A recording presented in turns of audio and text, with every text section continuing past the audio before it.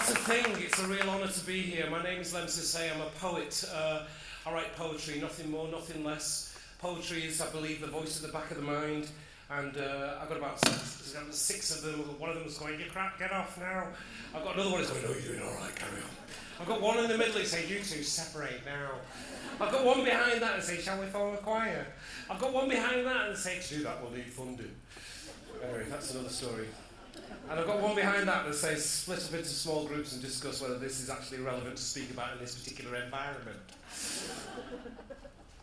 My name is Lemn Sissay. I grew up all my life in care of the social services and foster parents and teachers and the like. I was looking for, what's it called now? There's a term for it, joined up, where all the services join up. There is one word which joins them. What is it? Integrated services. Is that what it is? Integrated services. It's something like that, isn't it? Which is a good idea. But we as children in care, we sort of nobody can see me where that speaker is. So I apologise for anybody who's just behind it. But we who were brought up in care asked everything of all of the services. The most natural thing on earth would be that they were integrated. Natural thing that we would want. The state was our parent. Anyway, to translate my experience in care, by the way, I asked for this picture to go up just beforehand because I like it. Anyway, the first poem I'd like to read for you to begin is called Suitcases and Muddy Parks. And yeah. You say I'm a lying child. I say I'm not. You say, there you go again. You say I'm a rebellious child. I say, no, I am not. You say, there you go again. Quite frankly, Mum, never seen a rebellious child before. And when my friend said, "Race you through the park, you know, the muddy one," I didn't think about the mud. I didn't think about the mud. When you said, "Why are you dirty?" I could hear the anger in your voice. I said, "I raced my mates through the park."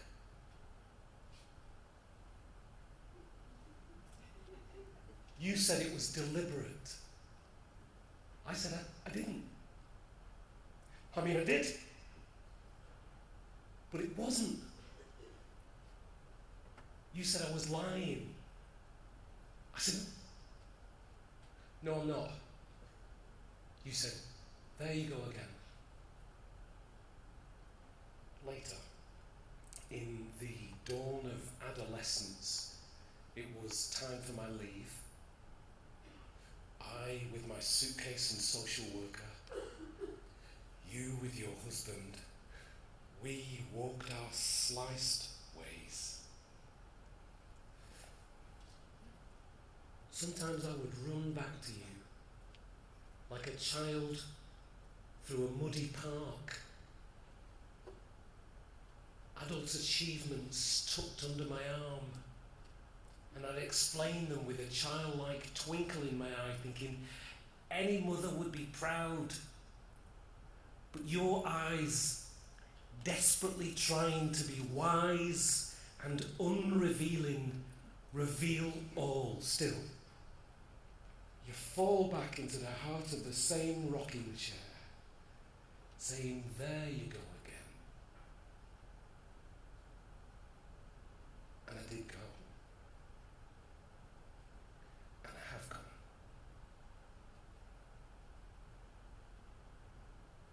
Thanks a lot. Thank you.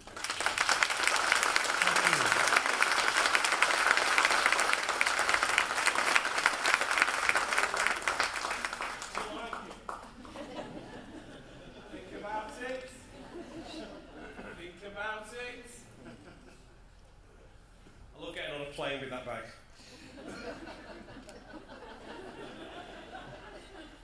I mean, I am going to read this, and I don't normally read it, but I am going to read. I read poetry all over the world, and in the same, and I'm going to read this poem. It's about anger. It's an unexplained. If you could explain your emotions, you wouldn't have emotions. You'd have great explanations. And it's all I was ever asked in care. Can you explain yourself? Can you articulate how you feel? Whereas how you feel replaces words. We think in poetry, we speak in inadequate prose, but we feel. And feeling was everything to me when I was in care. I could feel a staff member. Anyway, not literally feel.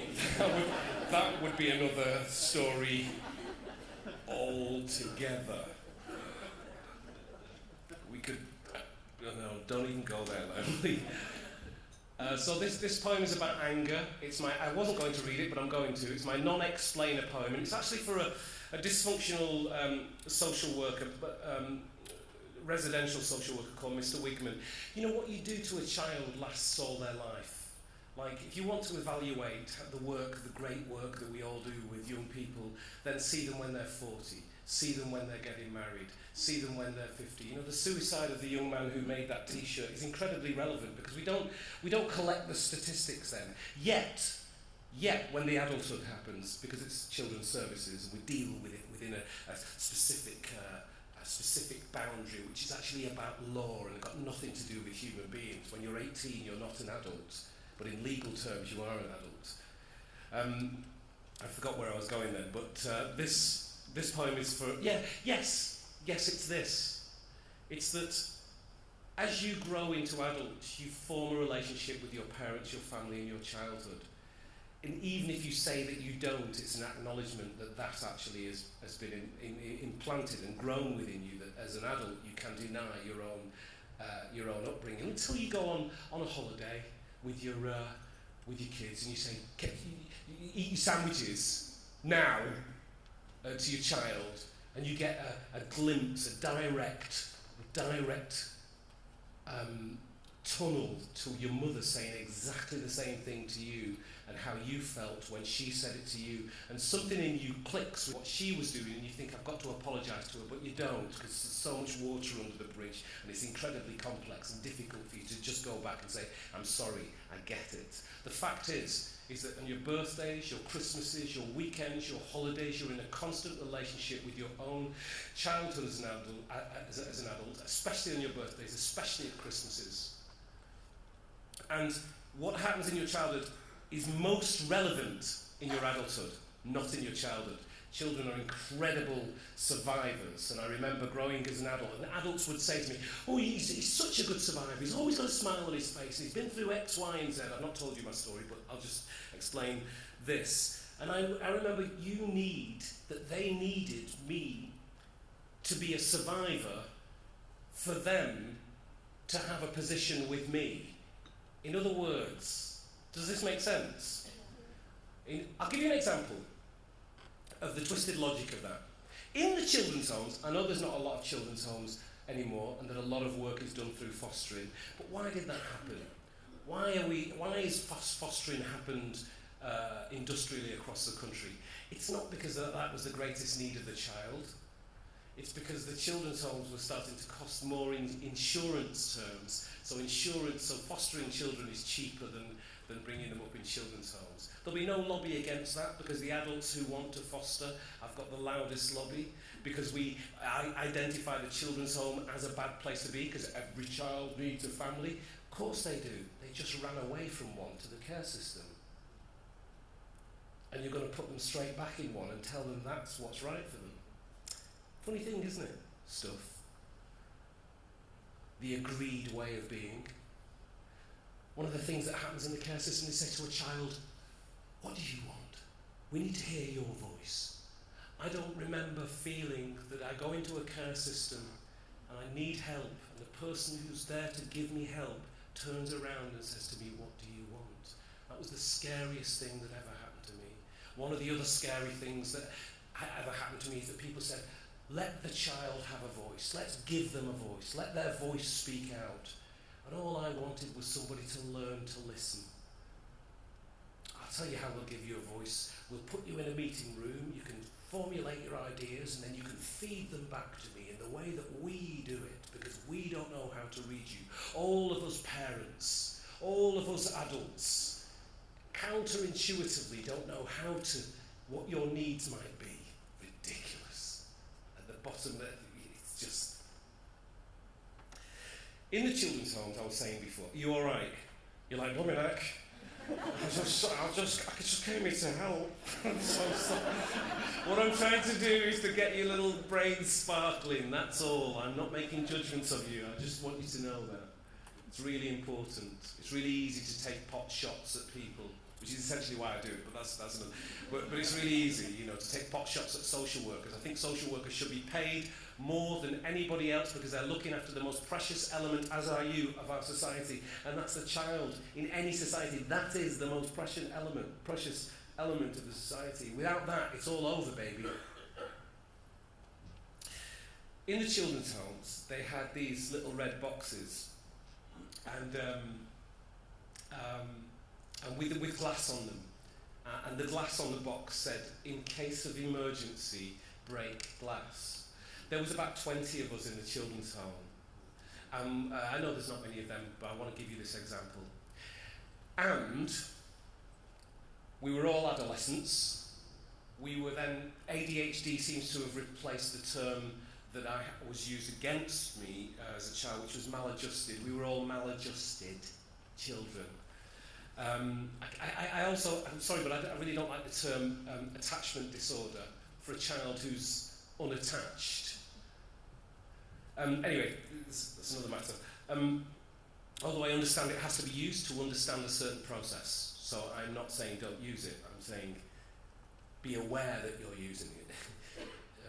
Words are really important. They called it care, but it's like a one-word oxymoron. Anyway, so these red boxes. And I noticed when I was in care how organised people got when something went wrong. That when a child ran away, set of things to do, call the police, write it in the report, write it in the book. A child went angry, a child threw things. We know what to do, lockdown, there's a physical thing that you can do. I know you don't do that anymore, but there is a series of things. Write the report, see your line manager, everybody. The institution this liquidate institution just solidified. Everybody knew the role. The male staff members knew what to do. First thing they would do in the 70s and 80s was say to the women staff members, stand back, love. She was probably more intuitive to sort it out than he was. And so these red boxes, 20 children, all adolescents, all with a personal Hiroshima in that they're all away from their own families, all unattached, all going through adolescence.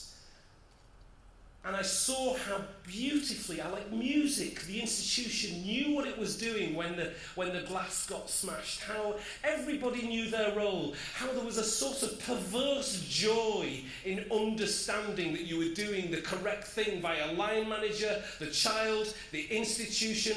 Everybody knew their roles. And I would go so far as to say, well, I won't say, but what I will say is this, is that for 20 children locked in a house with staff members that rotate every 4 hours, not knowing whether they will be moved the day before, the day after or the week after, with new children coming in and out, nobody congratulated us and our personal skills for not breaking the glass on any given day.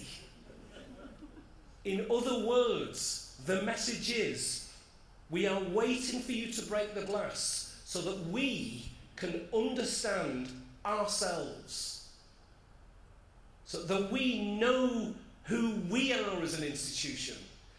Because congratulating you for not breaking the glass is too fluid, is too real. The first thing I wanted when I went into a children's home was a hug.